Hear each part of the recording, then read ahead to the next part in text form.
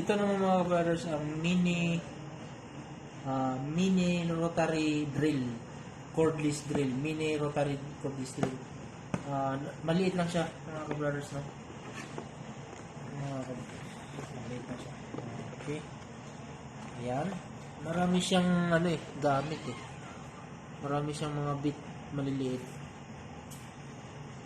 Tapos meron siyang mga pang sanding.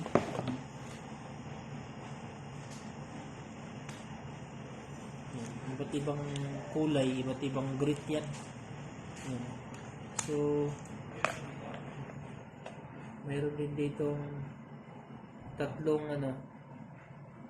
pares ng pambapping. Paka-cute nito mga ka-brothers. Ito yung mga kung klaseng bit yan. Basta mga bit yan eh.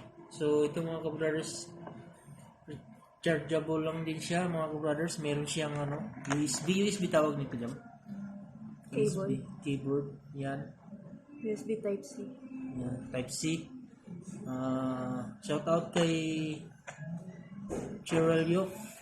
Siya nagregalo sa akin ito. Bigay niya galing Denmark. So di ko pa ito nagamit actually. Magagamit ko siguro ito pagka kinakailangan. So ngayon display ko lang muna ito. Meron siyang 6 na speed, 6 speed. Mabilis din ito mga ka-brothers, no? Ayan, on natin Ayan, on. 1. Ito. Pakinggan nyo 4 5 6. Pull. May pull pa.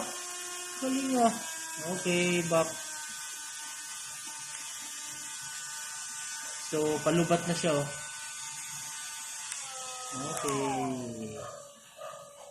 Okay. Tapos ito naman yung niya. Yung i-press mo lang to kung gusto mo magpalit ng talim. Yan.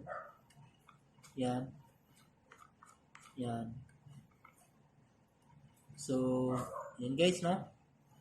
Thank you sa nagbigay. Ang tawag nito is mini rotary drill. So, magagamit natin to sa susunod na mga pagka mayroon tayong mga kinakailangan gawin, paggamitan nito mga brothers. Okay.